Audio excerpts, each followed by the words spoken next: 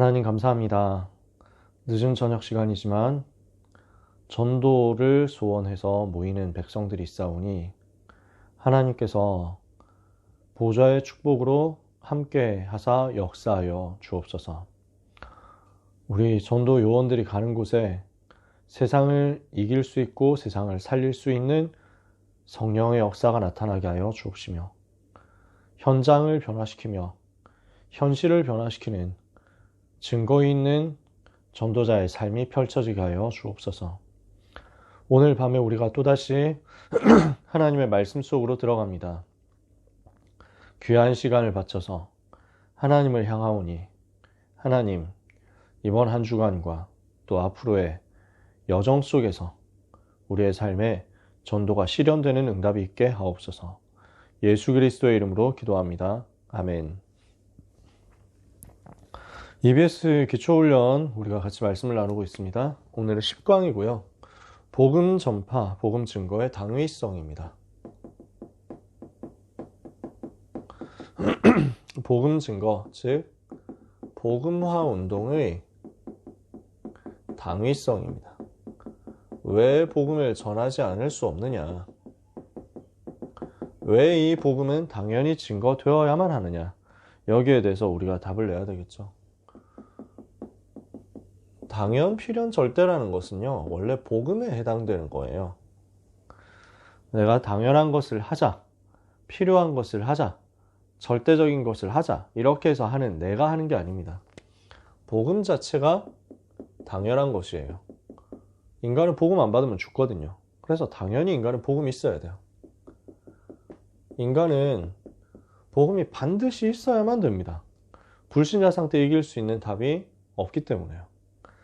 복음만 있으면 살 건데 복음 없으면 죽기 때문에 인간에게는 복음이 반드시 있어야 됩니다. 그래서 이 복음을 가지고 있으면 절대로 멸망하지 않죠. 이 복음 가지고 있으면 반드시 승리하죠. 이게 절대거든요. 복음이 당연하고 필연적이고 절대적인 거예요. 그렇다면요, 이 복음이 증거되는 전도 운동도 마찬가지로 당연하고 필요하고 절대적이라는 말입니다. 이걸 보고 전도라고 하잖아요.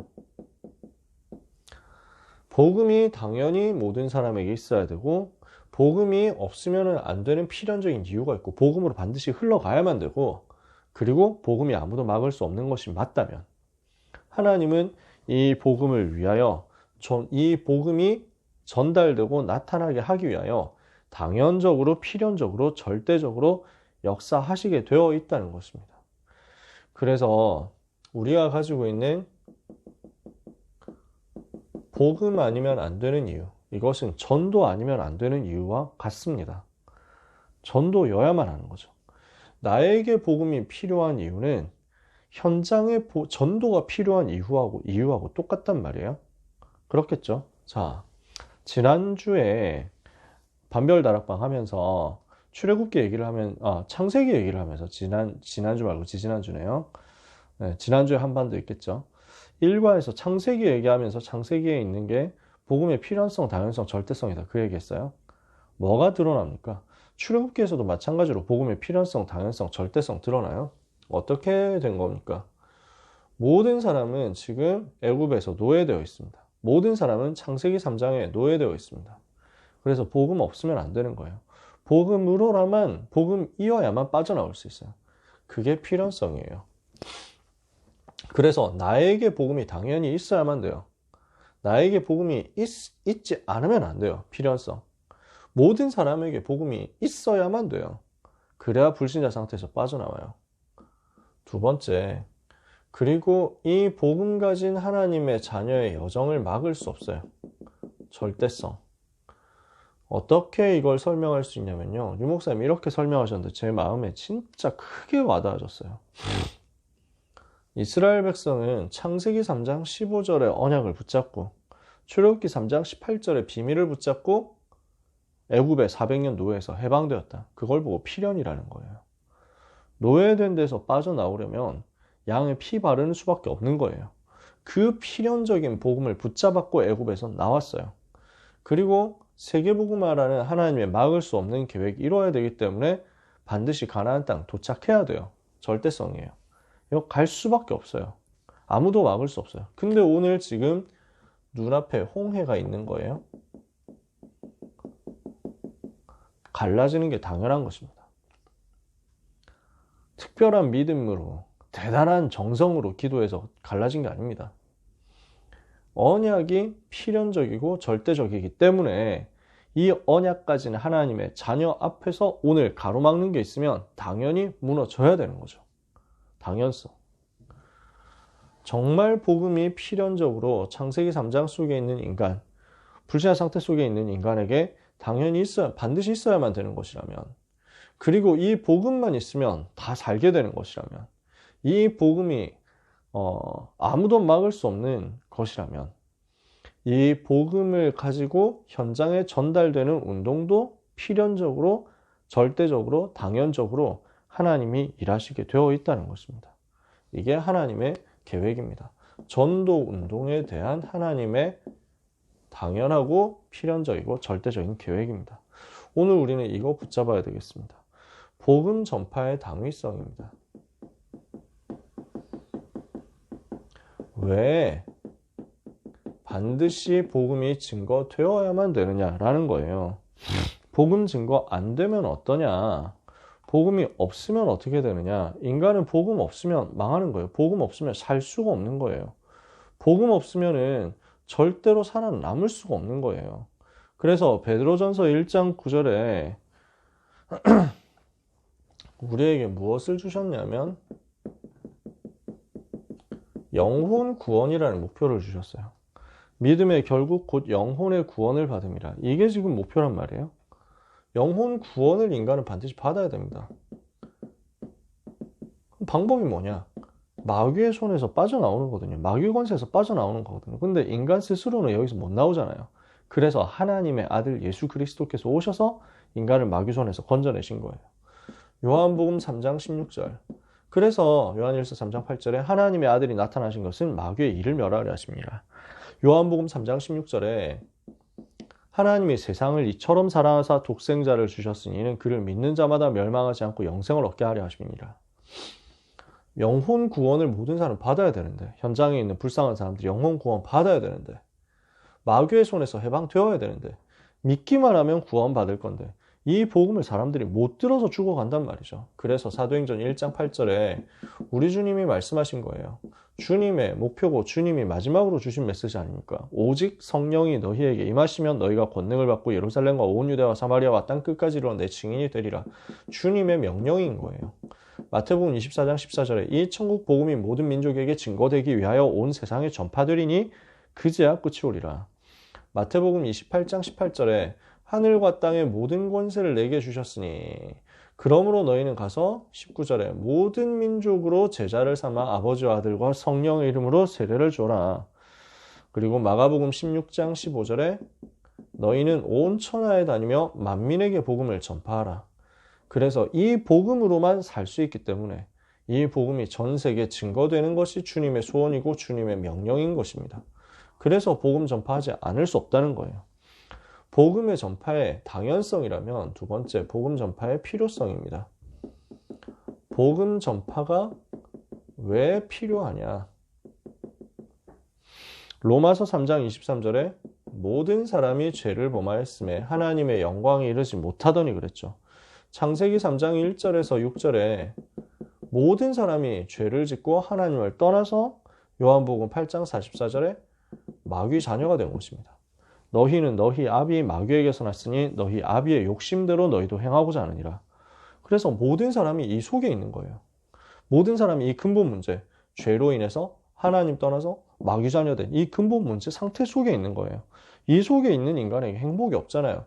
그래서 하나님이 고린도전서 15장 3절에서 4절에 성경대로 예수 그리스도를 보내셔서 성경대로 십자가에 죽게 하시고 그리고 성경대로 사흘 만에 다시 살아나게 하신 것입니다. 사도행전 17장 2절에서 3절에 예수가 그리스도 되셔서 이 문제를 해결하신 거죠. 그래서 사도행전 17장 1절에서 3절에 바울이 데살로니가에 들어가니까 거기에 유대인의 회당이 있죠.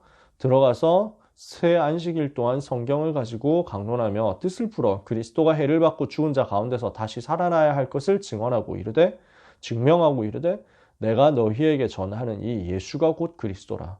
예수님이 그리스도 되셔서 죄 문제 해결하는 제사장, 하나님 떠난 지옥 배경 문제 해결하신 선지자, 마귀에 잡혀있는 인간을 건져내기 위해서 마귀의 머리를 박살내신 왕으로 오시고 그 그리스도의 사역을 십자가에서 이루신 것입니다. 그래서 그리스도는 창세기 3장 15절 여자의 후손이 와서 뱀의 머리를 상하게 할 것이다. 그 약속을 성취하신 주인공이시란 말이죠. 여러분, 창세기 3장 15절이 인간에게 주어진 최초의 복음 아닙니까? 창세기 3장 15절이 그리스도를 보내실 것이다 라는 사실에 대한 최초의 메시지죠. 여자의 후손이라고 했습니다.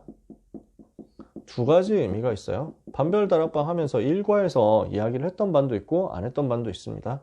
시간이 있는 반에서는 얘기를 했고 시간 없는 반에서는 얘기를 못했습니다.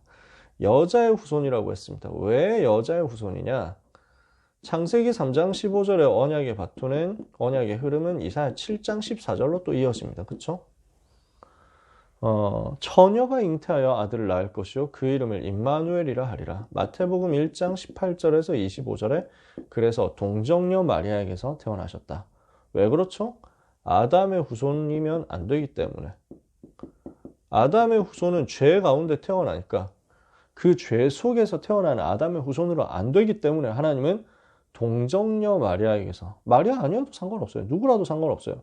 동정녀에게서, 그 동정녀가 대단히 뛰어나고 훌륭하고 이렇게 안 해도 돼요.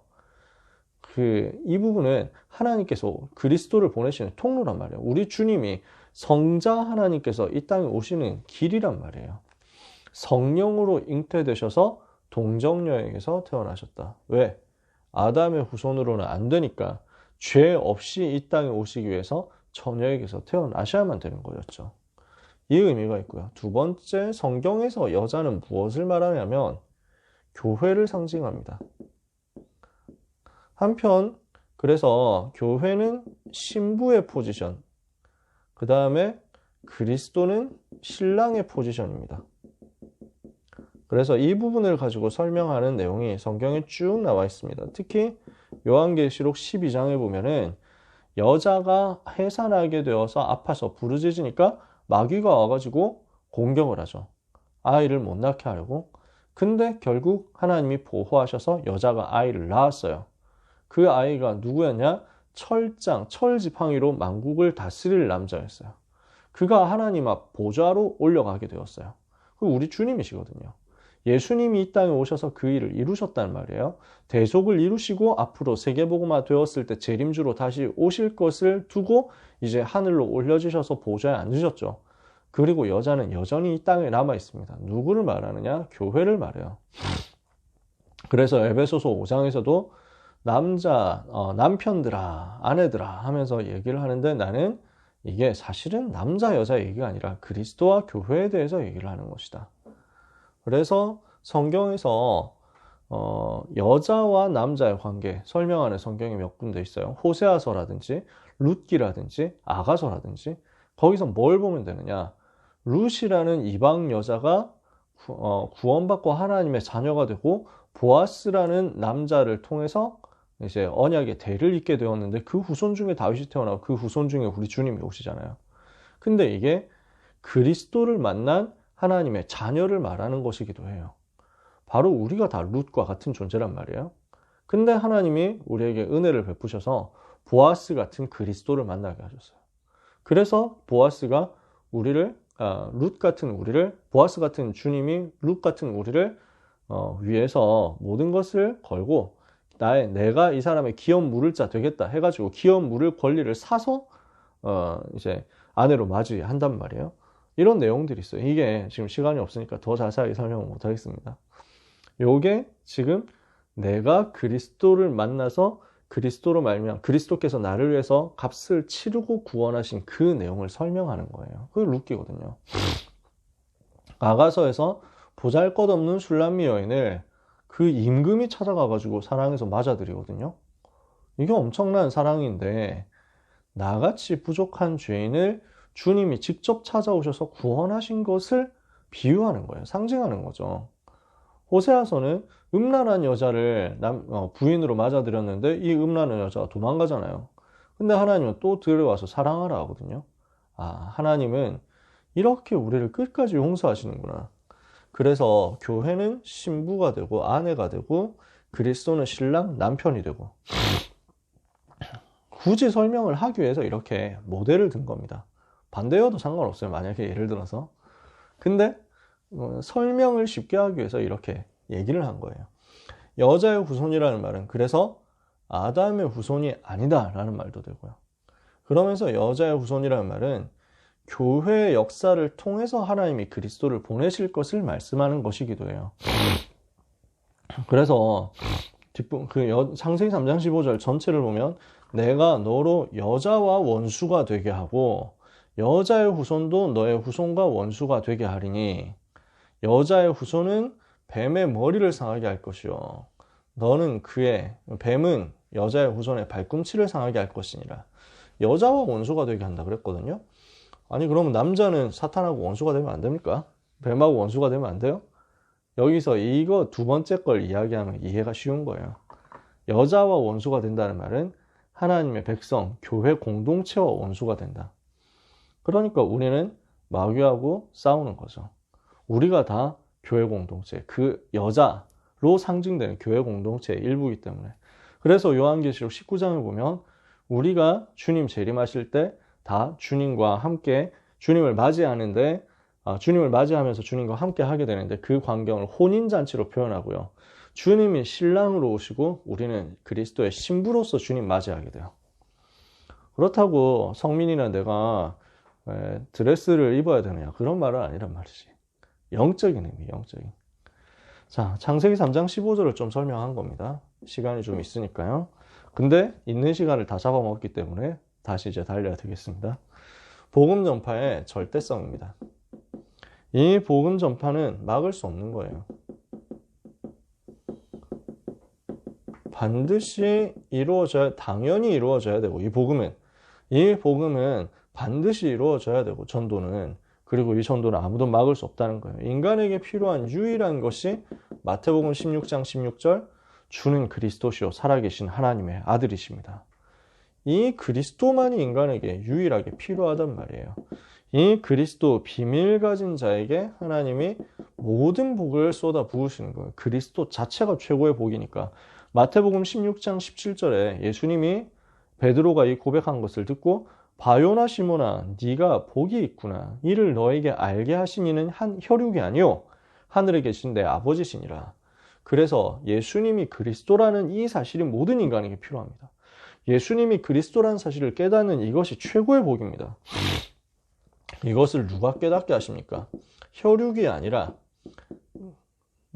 부모님이 어떻게 해가지고 사람이 어떻게 해가지고 이렇게 해서 깨닫는 게 아니에요. 여러분이 복음을 받았다. 부모님을 통해서 복음 받은 사람도 있겠고요. 전도자 누군가를 통해서 복음 받은 사람도 있을 거예요. 근데 근본적으로는 하늘에 계신 아버지 하나님께서 우리에게 깨닫게 하신 거예요. 성령이 여러분을 감동했기 때문에 복음을 깨닫게 된 거예요. 그 복음 가진 우리를 두고 18절을 보니까 너는 베드로라 내가 이 반석 위에 내 교회를 세우리니 음부의 권세가 너를 이기지 못하리라 그랬어요. 여기에서 주의해야 될 것이 뭐냐면 내가 이 반석 위에 내 교회를 세우리니 주권적인 관리자는 누구예요? 하늘에 계신 아버지 하나님. 그리고 주권적인 관리자가 누구예요? 교회를 세우실 우리 주님 자신. 내가 하는 게 아니야. 전도는 내가 하는 게 아닙니다. 주께서 하나님께서 직접 하시는 거예요. 이 운동을 막을 권세가 있습니까? 마태복음 16장 18절에서 19절에 너는 베드로라 내가 이 반석 위에 내 교회를 세우리니 음부의 권세가 너를 이기지 못하리라. 흑암 세력이 이길 수가 없는 겁니다. 그리스도 비밀 가진 우리를 이길 수가 없어요. 전도자를 이길 수가 없어요. 19절에 내가 천국 열쇠를 너에게 주리니 네가 땅에서 무엇이든지 매면 하늘에서도 매이고 땅에서 무엇이든지 풀면 하늘에서도 풀리리라. 그리스도의 비밀과 그리스도 이름의 권세를 가지고 우리가 열쇠를 갖고 있기 때문에 우리가 가지고 있는 예수 이름의 권세를 아무도 막을 자가 없고 아무도 패할 자가 없다. 그 누구도 이 운동을 막을 권세가 없다는 거죠. 네 번째, 그러면 지금 이게 EBS 기초훈련 교재 이게 90년대 초반에 만들어진 거니까 지금부터 30년 전에 만들어진 거예요. 그때 벌써 당연성, 필연성, 절대성 다 나와 있었죠. 유 목사의 메시지는 갑자기 하늘에서 뚝 떨어진 거 아니에요. 수십 년 동안 현장에서 전도운동 하다가 전도자가 현장에서 발견된 그 부분이 고스란히 우리한테 전달되고 있다는 거죠. 그러면 이 당연적이고 필연적이고 절대적인 사업에 왜 동참하지 못하느냐? 왜 이 응답을 우리가 못 받느냐? 마태복음 5장 1절에 보니까 예수께서 무리를 보시고 산에 올라가 앉으시니 제자들이 나아온지라. 주님의 관심이 어디 있었냐면요. 무리를 소홀히 하지 않으셨지만 진짜 관심은 제자에 있었거든요. 그래서 마태복음 28장 18절에서 20절에 하늘과 땅의 모든 권세를 내게 주셨으니 그러므로 너희는 가서 모든 민족을 제자로 삼아 아버지와 아들과 성령의 이름으로 세례를 베풀고 내가 너에게 분부한 모든 것을 가르쳐 지키게 하라. 볼지어다 내가 세상 끝날까지 너희와 항상 함께 있으리라. 제자 삼는 이 사람에게 주님이 세상 끝날까지 항상 함께 하겠다 약속하셨단 말이야. 왜 이 운동에 동참을 못하느냐? 여기에 관심이 없어서 그렇습니다. 제자라는 이 부분에 포인트가 없어서 그렇습니다. 내가 주님이 쓰시는 복음 전파를 위한 제자로서의 준비가 안 돼 있는 거예요. 그래서 동참을 못하는 겁니다. 그러므로 우리에게 필요한 게 뭐냐면요. 제자 훈련 속으로 들어가야 됩니다. 주님이 직접 하시는 제자 훈련 속에 우리가 있도록 기도해야 됩니다. 마태복음 10장 1절에서 42절 12제자를 파송하시면서 했던 중요한 제자 훈련 메시지 있죠. 우리가 그 메시지 받고 마음에 담아야 돼요. 누가복음 9장 23절에 누구든지 나를 따라오려거든 자기를 부인하고 자기 십자가를 지고 나를 따를 것이니라. 나의 십자가 지고 주님 따라가는 것을 주님 우리에게 원하시는 거예요. 그래서 오늘 2부 예배 때 뭐라고 하셨죠? 이게 좁은 길이다. 이게 생명의 길인데 좁은 길이에요. 이게 십자가의 길이고 이게 고난의 길이에요. 왜냐? 가짜들이 차지 못하도록 하기 위해서. 근데 이 속에 모든 것을 회복하는 길이 들어있는 거지. 그래서 누구든지 주님을 따라가려면 주님의 십자가를 지고 그리고 주님이 지신 그 십자가를 생각하면서 내가 짊어져야 될 나의 미션의 십자가 지고 주님 따라가는 거죠. 이해가 되시나요? 그렇다면 이 전도 운동을 위해서 핵심 요원인 우리가 할 일이 있습니다. 무슨 일을 해야 되느냐? 누가복음 10장 1절에서 20절 70인 제자를 부르셨어요. 70인 제자를 불러서 훈련시키고 현장으로 내보내시고 점검하셨어요. 그래서 여기에서 제자들에게 확실한 영적인 사실을 알려주셨어요. 권능을 내가 이미 너희에게 주었다. 뱀과 전갈을 밟으며 원수의 모든 능력을 제어할 권능을 너희에게 이미 주었다. 너희를 해할 자가 결단코 없으리라. 모든 병과 약한 것을 고치는 권능을 성령 충만과 함께 주시고 그 권능을 가지고 예수 이름 사용해서 흑암 꺾도록 하신 거예요. 사도행전 2장 1절에서 18절 오순절 마가다락방 성령 충만 받으니까 여기서부터 증거가 나타나기 시작하죠. 사도행전 6장 1절에서 6절 성령 충만한 제자로서 우리가 준비되어야 되겠죠. 사도행전 7장 1절에서 60절 주님이 쓰시는 스데반 같은 제자 일어날 때 하나님이 성령으로 역사하시는 거죠. 사도행전 8장 1절에서 8절 사도행전 8장 26절에서 40절 누굽니까? 빌립 같은 제자가 일어나니까 하나님은 사마리아의 문을 여시고 그리고 에티오피아 내시를 붙여주시는 거죠. 로마서 16장 1절에서 27절 요 제자가 일어나니까 하나님은 이 제자들에게 성령으로 역사하셔서 로마를 살리게 하신 것입니다. 우리는 어떤 응답 받아야 되느냐? 주님이 부르신 제자로서 그 제자의 명단 속에 제자의 대열 속에 들어가서 제자에게 부어주시는 성령 충만 받아야 되겠다. 오늘 메시지에 어려운 내용 없습니다. 복음이 당연히 모든 사람에게 증거되어야 됩니다.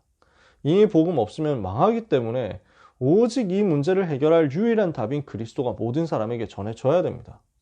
이 복음 증거하는 사람을 아무도 막을 수가 없습니다. 이 당연 필연 절대적인 전도 운동에 내가 인볼브가 되어 있어야 되는데, 내가 소속이 되어 있어야 되는데, 거기에 내가 대열에 자꾸 안 서 있단 말이죠. 왜? 내가 이 준비가 안 돼 있으니까. 제자로서 준비가 안 돼 있으니까. 그래서 지금부터 제자의 대열에 들어가도록 응답받아야 되겠다. 그러면 어떻게 해야 제자의 대열에 들어갑니까? 여러분, 그거 두고 하나님께 요청하면 돼요. 하나님, 저를 1천만 전도 제자 중에 사용해 주옵소서. 이러면 돼요. 하나님은, 좋으신 하나님은 여러분이 그 기도를 하는데 거부하는 하나님이 아닙니다. 너는 안 되는데? 야, 다른 사람 몰라도 너는 제자 못 시켜줘. 그런 하나님이 아니에요. 좋으신 하나님이에요. 그래서 여러분, 우리는 제자로서의 마인드를 가지고 나는 정말 복음을 위해서 사는 전도 제자다.